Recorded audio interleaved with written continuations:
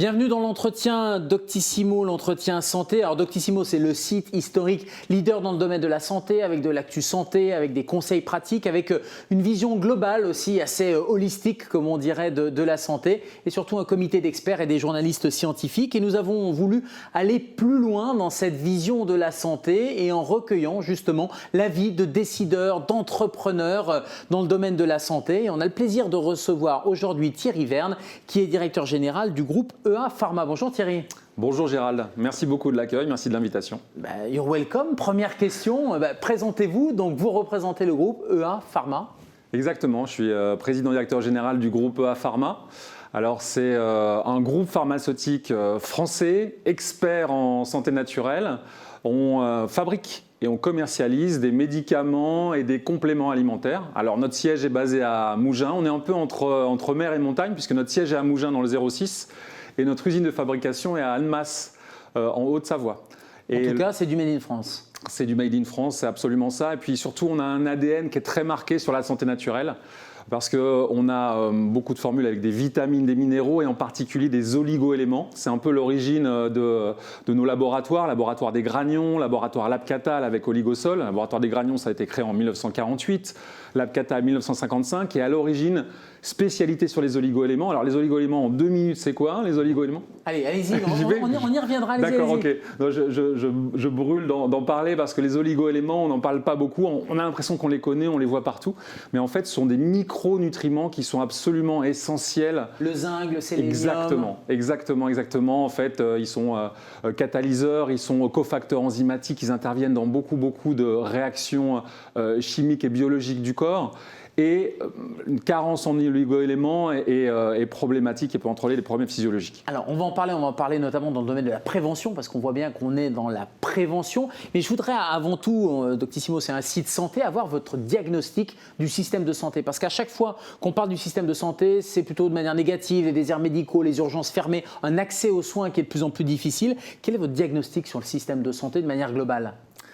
Alors c'est vrai qu'on a pu constater peut-être que initialement, on se disait, peut-être par chauvinisme, on a le meilleur système de santé du monde en France et avec le Covid, ça a pu révéler quelques faiblesses, quelques lacunes. J'en verrai deux en particulier. La première, c'est le manque de souveraineté et d'indépendance et la deuxième, c'est l'inégalité territoriale. Alors, manque de souveraineté, on a vu des pénuries sur le paracétamol, sur des masques chirurgicaux. Donc, c'est important de fabriquer en France, c'est important aussi de maîtriser autant que faire se peut la chaîne d'approvisionnement. Nous, on fabrique 100% de nos médicaments en France, 80% de nos compléments alimentaires sont fabriqués en France, le reste en Espagne. Et dès qu'on peut, on achète des matières, ce n'est pas toujours possible, mais des matières européennes ou des matières françaises pour garder cette souveraineté. Et le deuxième point, c'est la problématique de l'inégalité d'accès aux soins. Il y a des déserts médicaux, effectivement, on l'a vu sur beaucoup de services publics, sur l'arrêt de bureaux de poste ou de gares, mais c'est vrai qu'il y a beaucoup de nos compatriotes qui mettent parfois jusqu'à 6 mois pour avoir un rendez-vous avec un spécialiste. Donc c'est un peu problématique. Alors par contre, malgré ces points quand même négatifs, je suis résolument optimiste et positif et je trouve qu'en France, on a quand même un système de santé qui est assez égalitaire où chacun peut être pris en charge. Et surtout, deuxième élément, j'ai une admiration sans borne pour les professionnels de santé parce qu'ils ont une résilience, un dévouement. Moi, je rencontre beaucoup de médecins, beaucoup de pharmaciens, de préparateurs en pharmacie. Ils ont un rôle de proximité au quotidien dans la prévention. Dans un contexte qui est difficile, dans un métier qui est difficile à réaliser. C'est pas moi qui vais vous dire le contraire. Alors justement, dans ce panorama, on a fait le diagnostic. Vous, en tant qu'industriel de la santé, même si on l'a compris, c'est plutôt de la santé naturelle et sur de l'oligothérapie. Est-ce que vous avez un rôle à jouer justement, peut-être pour pallier certaines carences ? Alors oui, je pense que le rôle de l'industrie pharmaceutique est clé. Justement, je le disais juste un petit peu précédemment, sur la partie souveraineté, la partie fabrication française, c'est absolument important.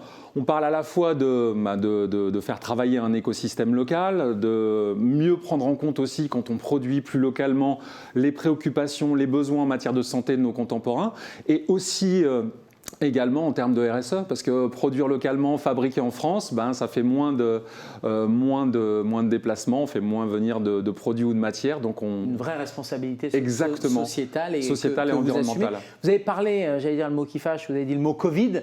Qu'est-ce qui a changé? Parce que l'industrie a une mauvaise image, ou avait une mauvaise image. Est-ce que le Covid a changé quelque chose? Parce qu'après tout, c'est la vaccination qui a sorti de cette crise médiatico-politique, crise sanitaire. Est-ce que l'industrie a changé d'image? Est-ce que le Covid, dans le monde d'après, a changé quelque chose? Alors, c'est vrai que peut-être que le Covid a pu exacerber certaines impressions ou un peu de méfiance de certains de nos compatriotes et certains Français. On est au pays de Descartes, donc on ne peut pas reprocher à chacun d'avoir le doute cartésien, le doute méthodique et d'être vigilant, mais je pense que l'industrie pharmaceutique et l'industrie du complément alimentaire en France est un vrai fleuron français. Je pense qu'il y a des organismes de contrôle comme l'ANSM pour la sécurité des médicaments qui jouent un rôle majeur, un rôle très efficace. Donc, il y a une confiance globalement envers l'industrie pharmaceutique ou particulièrement envers l'industrie pharmaceutique orientée produits naturels? Alors, je pense que oui, parce que parfois, il peut y avoir un peu le fantasme de Big Pharma, mais il ne faut pas oublier que l'industrie pharmaceutique et l'industrie du complément alimentaire, c'est des centaines, voire des milliers de PME, de TI. Il y a des laboratoires français qui sont le fleuron de la France ou en dermocosmétique, en complément alimentaire, qui s'exportent beaucoup. Nous, par exemple, on a lancé nos produits Granion il y a 2 ans en Chine sur un site qui s'appelle Tmall, qui appartient à Alibaba. On vend des centaines de milliers de granions de chrome. C'est des produits qui permettent de réduire les pulsions sucrées, les fringales. Les Chinois en sont friands. Et il y a beaucoup de laboratoires comme nous, de compléments alimentaires qui exportent et qui font rayonner la France à l'international. Et au-delà de l'aspect business, l'objectif de l'industrie, c'est quand même de sauver des vies ou en tout cas d'améliorer la santé des Français et des populations. Alors on a quand même beaucoup parlé de prévention là, depuis le début, parce qu'on voit bien que votre laboratoire est orienté justement sur la prévention. Ça tombe bien, c'est quasi devenu une priorité nationale, le ministère de la Santé et de la Prévention. Quelle est votre vision justement sur la prévention? Ça va permettre de nous tirer d'affaire un certain nombre de carences là aussi du système curatif? Déjà, pour nous, la prévention, c'est au cœur de notre ADN parce qu'on est expert en santé naturelle et en nutrition sportive. Donc déjà, le premier élément, c'est se prendre en charge soi-même.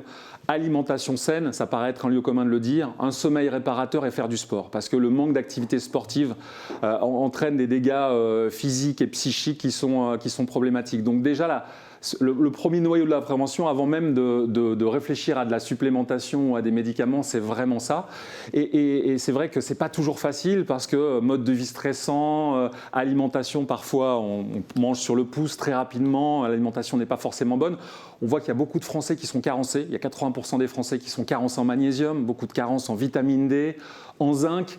Et c'est là, effectivement, que nous, on intervient. On fait des formules assez complètes avec des vitamines et minéraux de haute qualité, fabriqués en France. Et on recommande aux patients de prendre attache avec leur médecin, leur pharmacien, pour avoir le bon conseil pour, quelque part, refaire ses jauges en termes de nutriments et de minéraux. Parce que ça permet de mieux lutter contre le stress oxydatif, contre les attaques extérieures et de se préparer aux maux d'hiver. Et c'est la prévention, maladies cardiovasculaires. Exactement. Et puis prévention, j'allais dire, du système immunitaire aussi. Vous avez employé le mot sport. Vous intervenez, vous équipez un certain nombre de teams sportives. On est en pleine période de JO qui vont arriver. Comment vous vous intégrez dans... Oui, alors nous, on a 2 marques de nutrition sportive. On travaille avec le sport élite depuis plus de 20 ans. On a eFit qui est une marque de construction musculaire, plutôt destinée au sport de fitness, MMA, crossfit et rugby. Et puis on a Punch Power, marque de nutrition sportive bio et sans gluten, plutôt pour les sports outdoor, tennis. Et à ce titre-là, on a un partenariat avec la Fédération française de cyclisme, où on élabore avec leurs préparateurs physiques et leurs DTN des produits qui sont plus adaptés. On a le DTN, Stade français, directeur technique. Directeur technique national. Et on a aussi un partenariat avec le Stade français, l'équipe de rugby. On a la moitié des clubs de Ligue 1 de foot qui nous achètent nos produits, la moitié des clubs de Top 14, Florent Manodou, Amandine Henry. Donc on est très très intégré dans le sport parce qu'en fait la nutrition naturelle et la santé naturelle sont vraiment au cœur de nos préoccupations. Et donc vous êtes vraiment au cœur de la prévention. Alors on a un peu effleuré le sujet communication, parce que vous avez parlé d'égérie. Justement en termes de communication, les réseaux sociaux, on le vend en poupe. Comment vous les intégrez intégrés? Est-ce qu'ils font partie de votre stratégie de communication? Oui, tout à fait. Les réseaux sociaux, maintenant, c'est absolument incontournable. On a un community manager. On fait beaucoup de participation en interne. Beaucoup de nos chefs de produits, responsables innovation participent sur les réseaux sociaux. Là, on a lancé une gamme qui s'appelle Granion Collagène, parce que le collagène, c'est une protéine qui est présente dans le corps. Et malheureusement, à partir de 30 ans, chaque année, on perd 1% de notre stock de collagène.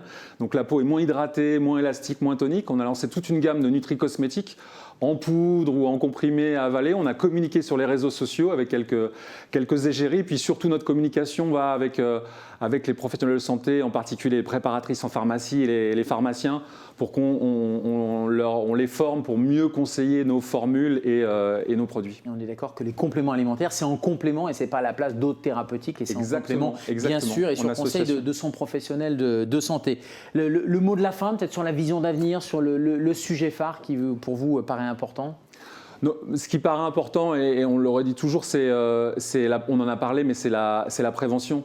Il faut absolument qu'en France, au-delà de l'alimentation saine, de bien dormir et puis effectivement de faire du sport, il faut considérer sa santé sur le long cours. Il ne faut pas attendre d'avoir un problème pour pouvoir prendre à charge avec un professionnel de santé. Il faut parfois se supplémenter pour mieux aborder les maux d'hiver, parfois le cuivre au granion de cuivre, oligosol, cuivre argent à l'approche des maux d'hiver permet de mieux résister aux attaques extérieures. Donc on peut s'inspirer de la médecine asiatique ou même dans d'autres pays où la prévention est beaucoup plus importante qu'en France et je pense que c'est important. Et on a un corps humain qui est bien fait, un système immunitaire qui est bien fait et on peut le renforcer notamment grâce parfois à certains compléments alimentaires. Thierry, merci beaucoup. Merci Gérard. Et à bientôt.